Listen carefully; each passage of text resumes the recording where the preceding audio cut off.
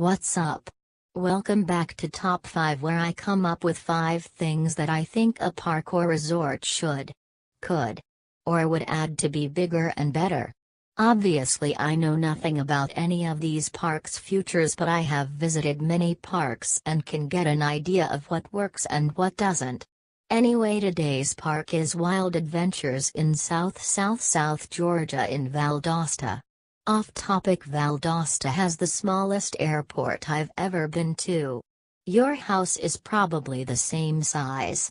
It's so small there's only one food place and it's closed on the weekends. Back to Wild Adventures, the best way I would describe it, and no knock on the park, is that it's the poor man's Busch Gardens Tampa. The animals, but not so much the rides. The other way I would describe it is as the forgotten Herschend Park. It feels nothing like their other properties of Dollywood and Silver Dollar City. It feels more like their former park, Celebration City, based on trip reports and videos of that place. The park used to have many themed areas and now not so much, at least according to the park map. As with Worlds of Fun, I've been to this park back in 2014 around September, so I am very familiar with this park. I did not have the best time at this park. They did have some fun stuff, but they also had bad things. For example, the park was sending their boomerang coaster with 6 empty seats in 3 different rows. Another one of their problems, and this is nitpicky, is that there are a ton of bugs in this park. I'm not talking ladybugs and mosquitoes, but gnats. Those teeny tiny little fly-like things that are about 2 seconds faster than you yet have no problem annoying the daylights out of you. So one of my honorable mentions, and I usually include this as a bonus feature, is for the park to add about 200 bug zappers around the park. This shouldn't bother the birds, and the big animals are on the ground. So that's my honorable mention. I am not kidding you when I tell you the park has a ton of bugs and not a lot of shade. Also very shocking for a Herschend park. Also not a ton of landscaping, especially when you compare it to its sister parks. This can be understood as they are Thrills in the Hills and Wild Adventures is flat Georgia land. This was also acquired by them, while as the others were built by them, so while it is wrong to compare them, but this park needs to improve to be on par with its sister properties. So anything I add to the park will not be to make it the next Dollywood or Silver Dollar City, and I understand there are different clientele and different markets. So don't expect this to be Dollywood 2.0 or Silver Dollar City 2.0. This is a park with a certain demographic and needs to expand to its demographic. We're going to start with number 5 as usual. Another water ride. I am not exaggerating when I say the park is on the surface of the sun. Even in September when I went, it was 80 to 100 outside. Also, as I've said, there's not a lot of shade. The park desperately needs more water rides. Not just water park rides, but water rides in general. I'm talking water rides that gets you drenched and soaked in nice cold water. The park can go through this in 2 separate ways, and ironically from 2 separate manufacturers, although they're the same type of ride. Either Zamperla or Mack, which the company has worked with many times before. With Zamperla they can go with Water Mania or Water Fight. Water Mania is basically a teacups-style ride with squirt guns, and Water Fight is a slow outdoor boat ride with squirt guns. Both rides allow you to splash riders and onlookers. Also, onlookers get to splash you too. Max versions of these: Splash Battle and Twist and Splash. This is a top priority, which makes me wonder why I'm putting it at number 5. Number 4. Again, keeping with the fact that it's extremely hot, the family audience, and lack of shade, number 4, an interactive dark ride. For this they can with one of 2 companies. Either Sally and build either a traditional ghost hunt, Den of Lost Thieves, or they can go with their Justice Leagues, obviously with a different theme and storyline. The other company they can go with is Triotech. If you're unfamiliar with Triotech, they built Wonder Mountain Guardian at Canada's Wonderland and Voyage to the Iron Reef at Knott's. However, I don't know if the park can afford to build one, as the budget for Voyage was apparently $10 million. To be fair, I'm sure they could build one much less expensive than that. With Sally, however, they built Ghostwood Estates at Kennywood in 2008 for about $2.5 million. Granted, that was in 2008 dollars, but it can't be that much more. I would bet more on Sally, as I think they worked with Silver Dollar City on Flooded Mine. I am aware that they are between Six Flags Over Georgia, which has 2 dark rides, and Orlando, which has over 10. I still think this is a top priority. Number 3. Yeah, Wild Adventures has 7 coasters, but when you look at their collection, it's nothing special.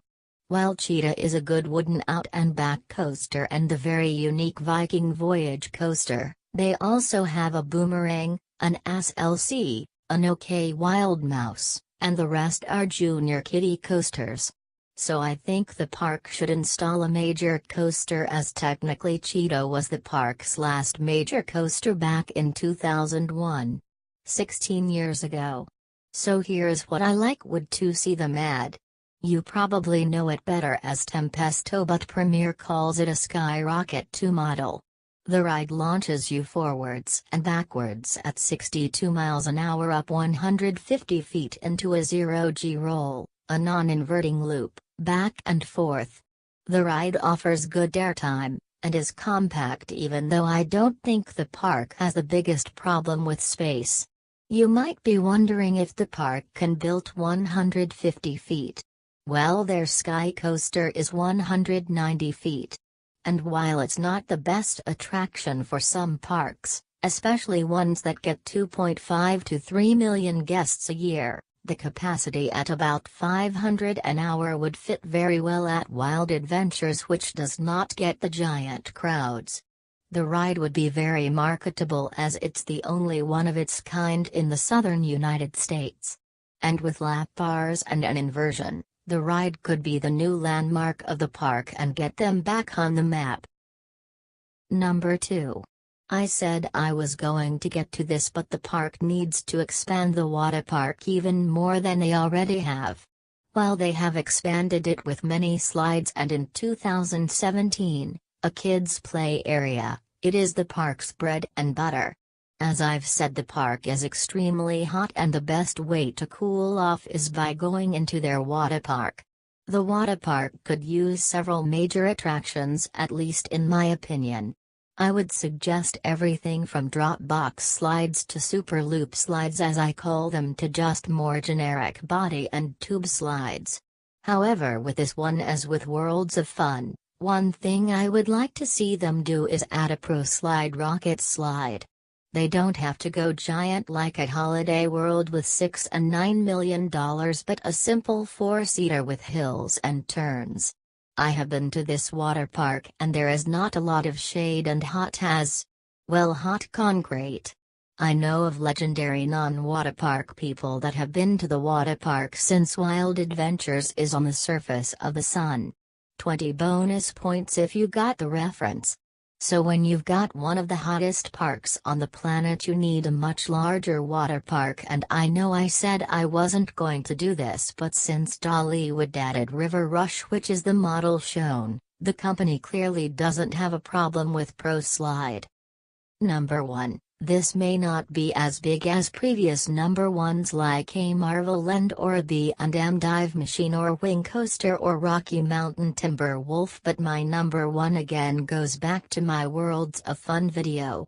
The park needs new restraints on their Boomerang and SLC coaster Twisted Typhoon, and while these aren't the worst of their types out there, the park still needs new trains to make both of these much better. Vekoma has introduced, as I call them, soft straps that are available for the SLC and Boomerang. Also, as I said in my Worlds of Fun video, these rides are generally not liked by many enthusiasts, and I question if they're even liked by the general public at this point. What I would like to see them do is soft straps, and also for their boomerang, consider a repaint and rename. The ride name does kinda fit with the Australian themed section, but since the park doesn't really have themed areas anymore, it can easily be rethemed. Twisted Typhoon was previously Hangman and was in their western section. It's still quote-unquote in the western area, but it's themed to the water park, so take that for what you will. I'm sorry that this isn't as gigantic or expensive as some of my other videos so far, but when you have a park that draws less than 1.6 million guests and a county population of less than 150,000, you have to guess based on availability and budget. Were there any that I missed? Were there any that you 100% agree with? Were there any ideas that you think I need to get whipped upside my head for even suggesting? Please like, please comment, please subscribe, and please share to help me make another 1000 music video. Until then, this is Roller Coaster Rider and Coaster Cat says meow. Join me next time when I try to fix a park with a less than stellar safety record.